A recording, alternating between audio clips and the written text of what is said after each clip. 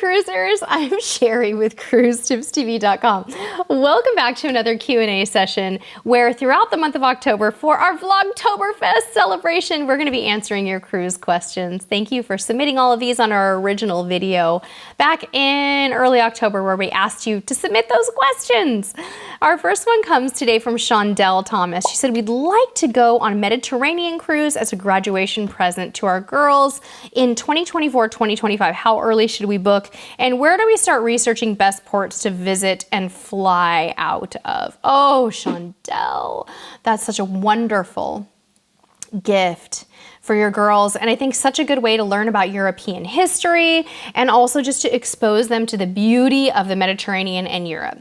You have a lot of options. You have so many options, especially going into 2024 and 2025, that it's really hard to decide. I think what I would do, Shondell, is if you can, and you're trying to, decide how early to book and how do you start researching, first, why don't you think about what cruise line you want to go in? What cruise line do you love? And do they offer cruises over there? And then go and look at those cruises and see if any of those appeal to you. You really can't go wrong with the Mediterranean, whether it's round trip Rome, round trip Barcelona. Maybe ask your daughters where they'd like to start and see if they'd prefer to start in Rome or start in Barcelona. Or maybe even you wanted to do the British Isles or something and start in Southampton. So maybe try to determine that. Do they want to try to go to Paris as part of it? Do you need to have a stop at Le Havre for Paris? Like, you got to think through all of these things and then see which cruise is going to make the most sense for you. I would book probably, if you've got a date that you know you're going to cruise, I'd probably book as soon as you find the itineraries open up because you're going to get the best stateroom choice. And be sure to use a travel agent for that one. And consider booking your air through the cruise line. So hopefully that helps you, Shondell. Feel free to message me if you want to talk a little bit more. We have a few questions this week about travel agents, 2 of them. Anita Ensley said, what should a good cruise travel agent do for you? And what should you expect of your travel agent? And Living Weird Esther C says, how do I find a good travel agent? So we have a podcast episode where we actually brought our travel agency partner on, Wendy from Luxury Dream Vacations. And we talk all about this topic. Like, what can a travel agent do for you? What can they not do for you? What should you expect? When is it not a good fit? What questions should you ask? All those things. I'm going to link to that podcast down in the description of this video. And I'm also going to encourage you to call Wendy if you're interested. Her number is 949-681-8092, or you can just go to CruiseTipsTV.membercruises.com and it'll come up. I will link to that in the description of this video for you so you can watch that, but I'm going to still answer the question as best as I can. What should a good travel agent do for you? They should help you choose a cruise line, a cruise ship, a cruise date, the best cabin. They should help you price out and select the best travel insurance for your needs.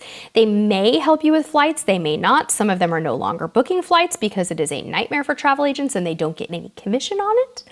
And you should expect lots of follow-up and lots of tips from them. They should be following up with you close to your cruise. They should be available there for you during your cruise, after your cruise. So lots they can do. Esther C, I would say the best way to find a travel agent is ask a friend. Someone you know that cruises that's really happy with their travel agent. If not, call Wendy. Again, her phone number is down in the description of this video. She's wonderful, and we have basically partnered with her to serve our whole community, and she does a phenomenal job. And she is our personal travel agent as well. Teresa H says, possible solo cruiser, but I need an accessible cabin. Will they allow that? Only sailed Princess and it was with someone. Will they allow a single cruiser in an accessible cabin? I would be using a scooter to get around. Yes, Teresa, of course. Any cabin that you're going to be booking on a cruise, you should definitely be able to get it as an accessible cabin. There's a box that you check that says, I need an accessible cabin. It'll pull those up for you, maybe ask you some more questions. Book it with a travel agent if you have any concerns, but yes, you should be able to do that. D. Chenkin02 said, Sherry, I recently priced similar cruise destinations of Carnival and Princess. Curious why your family prefers Princess. I noticed cruise prices are almost double versus Carnival. Well, D. Shinkin, we don't necessarily prefer Princess. In fact, we've cruised 3 times in the last year with Carnival and once with Princess.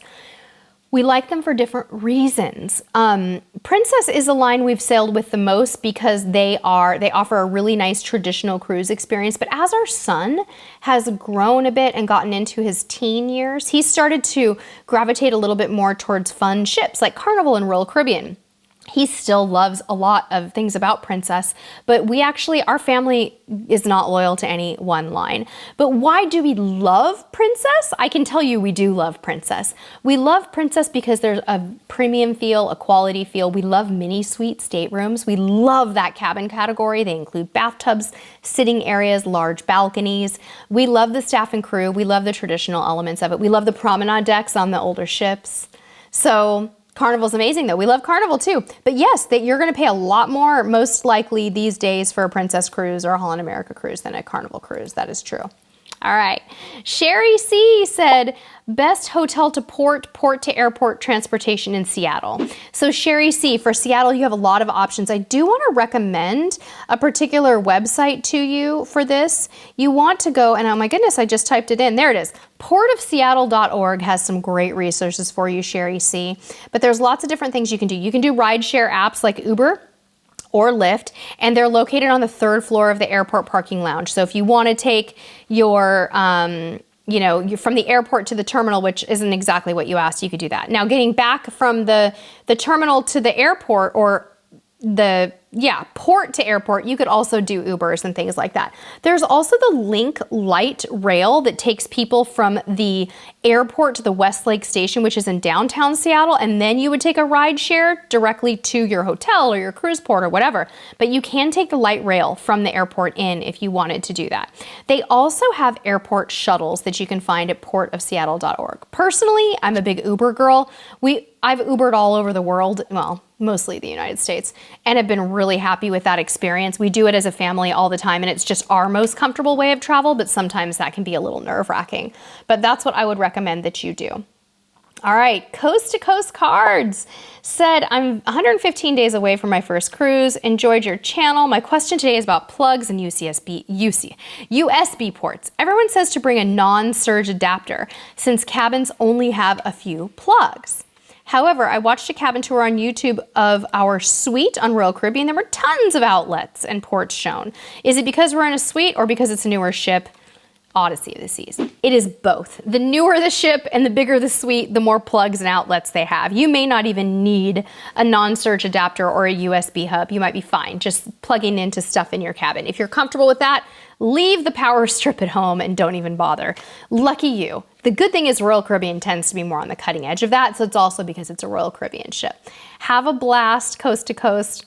Judith Catalano, I have heard that you can book a drinks package while on board as long as there's 4 days left on a Royal Caribbean cruise. Do they charge you just for those 4 days or do you pay the full drink package price?